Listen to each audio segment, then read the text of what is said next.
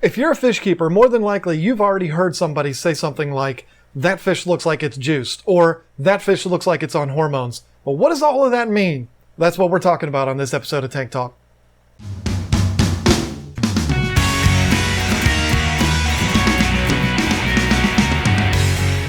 Welcome, folks, to another episode of Tank Talk. My name is John Hudson from KGTropicals.com. This is a series formerly known as Comment of the Week, but I've decided to change the name. Don't worry, everything else is going to stay the same. I still get all of the content for these videos from you by way of social media. I'll have all of my social media accounts listed at the end of this video if you want to get your question in. But for now, let's get to the first question.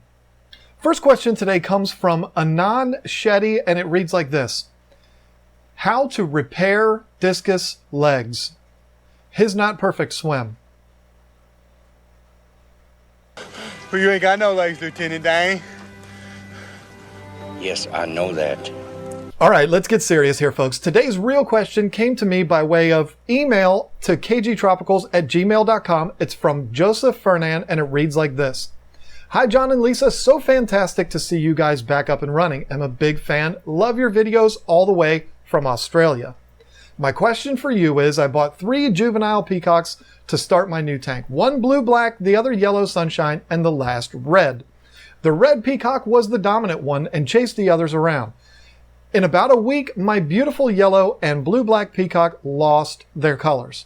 About a week later, I lost the red one due to a bad nitrite spike from the tank still cycling. I guess he had it coming. Just kidding, I was very sad. It's been about a month now. The other 2 fish have stopped being harassed and seem a lot happier. My tank is properly cycled now. However, the fish seem a lot duller than when I first bought them. Will their colors eventually come back? Is this question of the week worthy? Wishing you both the best, Joseph. This fly is about to drive me nuts. One of the first things that I want to bring up is the fact that you did say that there was aggression in the tank. Aggression can absolutely cause African cichlids to lose their color and dull out. Another thing is that you had these fish in the tank while the tank was cycling. Understand that it's like being in a room full of smoke when you have these spikes in the tank. Very stressful for the fish, and it absolutely could be the reason why your fish lost their color. But we're here to talk about hormones, right? So let's get right into that. I hear it all the time. I went to the pet store. I found a great deal on peacocks. They were 2 inches, showing full color. They were like show males, and they were super cheap. So I bought a dozen of them. And then a month later, my fish all of a sudden are all gray and dull. What's going on? Well, this is a common problem in the African cichlid community. It's actually common throughout the entire hobby, but I think that it's most prevalent in the African cichlid world. Before I dive into this much farther, I do want to mention that I don't know of any farms or breeders in the U.S. that are currently doing what we're about to talk about. They could be out there, but I don't know of any. So if you're buying your fish from a reputable breeder or a supplier who buys their fish from a reputable breeder, this isn't something that you should have to worry about. But we're going to talk about it anyway. There is a common practice in the African cichlid farming and breeding world, and that is to feed fish food that contains hormones. This is going to dramatically brighten their colors and make them more valuable. Like I said earlier, this is something that is hobby-wide, but I do think that it's worse with Africans because a lot of times it makes them look like something that they're not. So what do these hormones do? Well, think about the effects that things like estrogen and testosterone have on human beings. What if a man goes out and starts taking estrogen? What'll happen? I'll spare you the details. If you don't know, Google it. Hormones have the same effects on fish that they do human beings. If a male African cichlid was fed food with hormones in it, it's going to make them more brightly colored and just make them more valuable in the fish store. But the bad thing is, when female cichlids eat these hormone-filled foods, they can start showing characteristics of being a male, which is deceiving when you think about it, because when you go to the pet store and you see these beautiful fish brightly colored, you're duped into believing that that fish is a male, when it's actually a female, and you'll know it sooner or later. What this means is that you can go down to your local pet store, or more particularly, one of the big box stores. You'll look into a tank full of 2-inch fish, and all of them are brightly colored and look like males. Well, if you fall for this, you're going to look into the tank and you're going to say, wow, these are so cheap, and they're so brightly colored, and they're all males. But what you're actually looking at is a tank full of fish that have been fed hormones, males and females. So why do the farms do this, and why do the stores carry fish that have been fed hormones? Well, it's simple. They sell good. They want you to look into the tank and say, wow, these are so cheap, and the males are so brightly colored.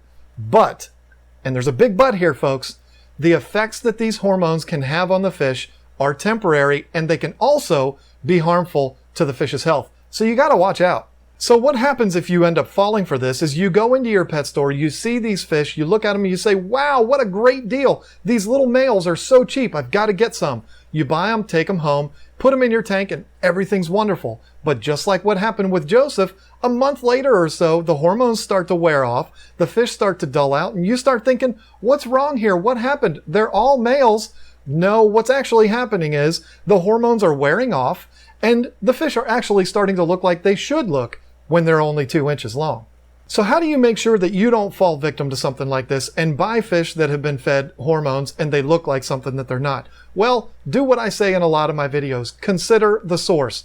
Talk to your retailer. Find out where they're buying their fish from.